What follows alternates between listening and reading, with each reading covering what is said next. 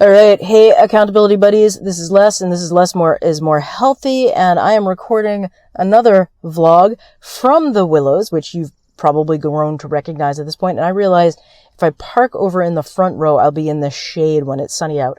However, I wouldn't know that because every time I've been here, almost every time, it has been cloudy AF. So, it's super sunny out. It's a beautiful day. Really enjoying this change in the weather. Just like, it's going to be 70 degrees today, and I'm really enjoying that. So my first thing I want to talk about is cameras. I have two of these little, I call them No Pros. It's a Wolfang GA300. I'm shooting on a Wolfang GA200. The GA200 I like a lot. It's got the front-facing camera. GA300 does not have a front-facing camera. And after shooting with these two, I've decided I will never buy another action cam without a front-facing camera, especially just for vlogging. But also, it's super useful for setting the camera up and knowing what settings are on. Like, I can glance at this camera and know it's recording, it's set to video mode, how much battery life I've got, that it's recording from my microphone, and then image stabilization is on. And that's key, because I can look at that and see it in a glance. But with this one, I can't. I have to look at the back of the camera, and this touchscreen is super sensitive. And I think the thing about this camera, the GA200, that I like more than this one is that once I switch it over to the front-facing screen, everything's kind of locked in place. Like, I can't, because the front screen isn't a touch screen, I can't deactivate settings. Whereas with this one, when I go to hit record on it, oftentimes my fingers will wrap around, or I'll do this and I'll accidentally touch the rear screen, which means that sometimes I'm activating things, or, as I found out yesterday, deactivating image stabilization. So one of the problems with this camera is that the image stabilization is pretty good when you turned it on and don't forget to shut it and accidentally shut it off. Yesterday I used this camera on my bike to shoot sort of alternative views. A little view from the back of the bike, little view from the front, looking at that front tire, trying to get some pedal shots as I'm pedaling, just trying to liven up the video a little bit. And somehow between leaving the house, getting this on my bike, and hitting record, I turned image stabilization off. So a lot of the footage I took yesterday with this camera is too shaky to use, which is very upsetting. I did get some cool shots that aren't too shaky. So some of the footage, I'm on relatively stable ground for some of it, but there are some really, really bumpy bits, especially in my neighborhood and on one of the routes that I take a lot. So I'm trying to figure out what I can do with that camera to kind of get it set. It doesn't have like sticky settings, which means, things stay set once you set them. The minute I go to a different camera setting, it resets itself, and you have to go back into the menus and turn everything back on. Wolfang, fix it. I also decided, just out of between these two cameras, I will never buy another action cam without a front-facing screen. I am considering buying another action cam like this one. They have good sales. I think I can get another one of these for $60. So eventually I'm going to update and get another cam that I know I won't turn off the image stabilization on. Very annoying. So yeah, I just ruined a bunch of footage. So the second thing to talk about is I had a really tough start to the day. In the morning, I like to get my cup of coffee going, watch a couple of YouTube videos. I've been watching a lot of stuff on bike repair and whatnot. I'm going to Casey Neistat it now, put my sunglasses on because it's super bright out. And this morning it was like I forgot how to drink my coffee. it's also because it's laundry day. We hang a lot of our laundry outside, just to take advantage of the cheapness of the weather. And, yeah, so because it's been raining, we haven't been able to do that. And I'm down to just a few t-shirts left. So, I managed to spill coffee down the entire front of one of my favorite t-shirts. It's the Erasables podcast t-shirt. And it's now got coffee down the front of it. So I went and I changed into my backup t-shirt, which is what I usually bring with me to work to change into after I exercise. Because sometimes you got to get out of your sweaty clothes. And in that,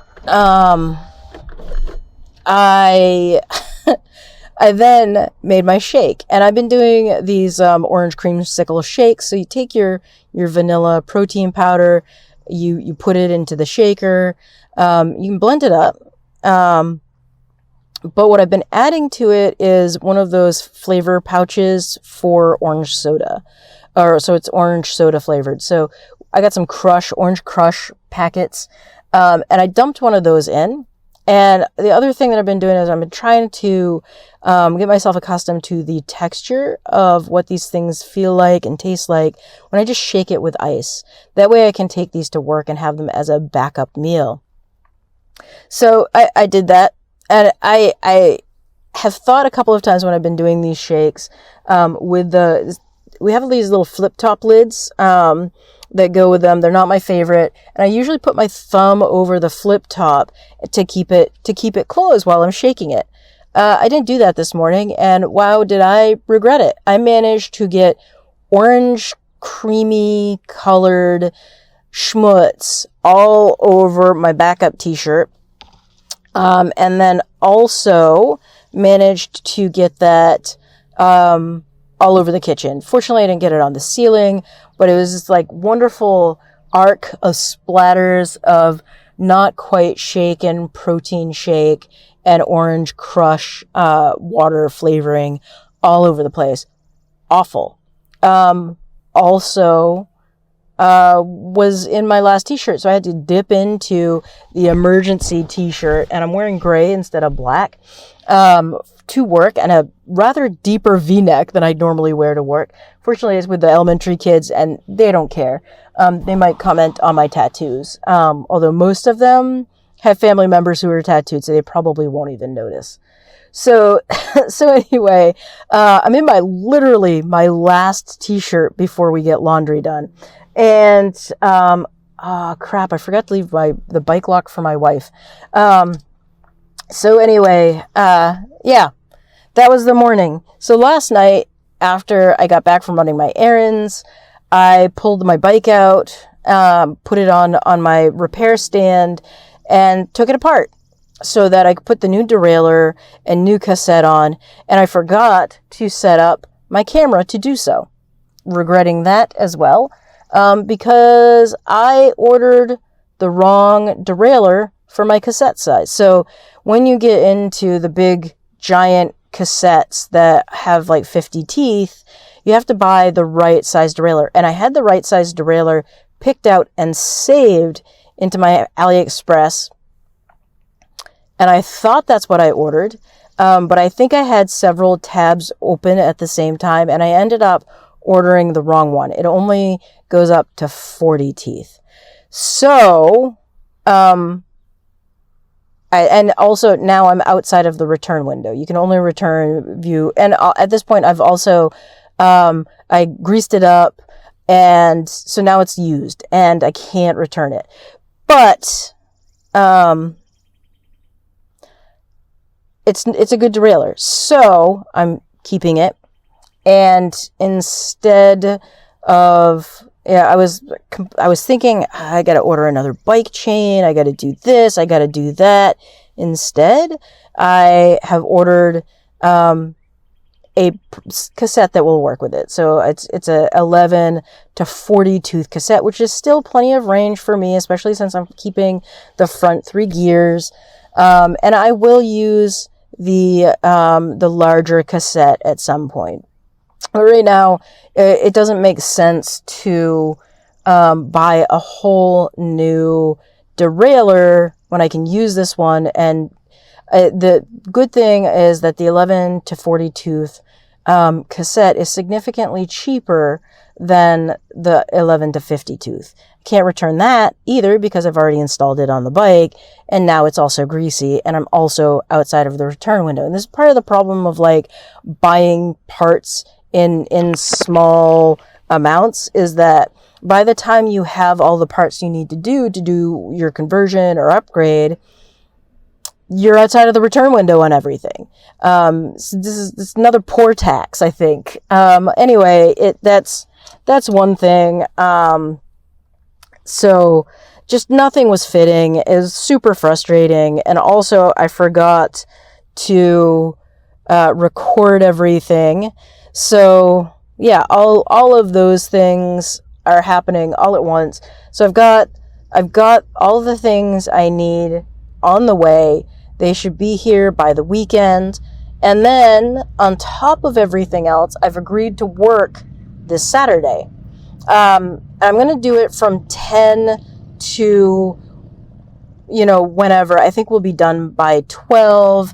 Takes the kids a half hour or so to get warmed up. I'm going to get there first. I'm going to set everything up. I'm going to make sure that we're good to go, in terms of just like having everything ready.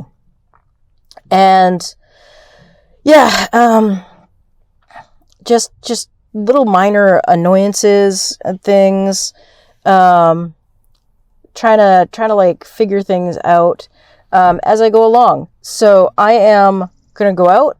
I'm going to get a walk in. I am doing the walk through Winter Island. I'm going to go around Winter Island because it's pretty. I'm going to cut through part of Juniper Point. Then I'm going to go around the Willows. And what I'm going to do at the Willows is I'm going to catch those, I'm going to get those inner parts. So I'll probably get 3 miles in before work. I don't have to be at work until 2:00. This is my late day, thanks to working on Saturday. Working next Saturday means I will also get to go in late the following week, which, I gotta say, during this stressful time at work and all the extra hours we're all working, has really reduced my stress level. Just having like a couple of extra hours here and there and not going in early, has really been fantastic. So, thank goodness for going in late. And with that, I will say thank you for listening. Thank you for, being here and part of the channel. I really appreciate it. I hope you're finding this helpful in your accountability journey to health and wellness. Thank you for helping me hold myself accountable. Making these videos really does help me be accountable to myself, because I'm saying I'm going to do something, and that kind of keeps me accountable to myself. I don't think you're holding me accountable. I mean, in a way, you're holding me accountable, but yet not. It's a super gentle accountability. So thank you for that. Thank you for being here. Thank you for subscribing. Thank you for your views and your likes and your comments. It's super motivating for me, to get all of that support. And even if you're just, silently watching, I thank you. All of that support is really important. And if you have a mind to, please share your favorite video with your social media so that, maybe, I can grow the channel and perhaps get, support from brands or whatever. I don't know. What do you do with YouTube now? Anyway, thank you, and I'll see you next time.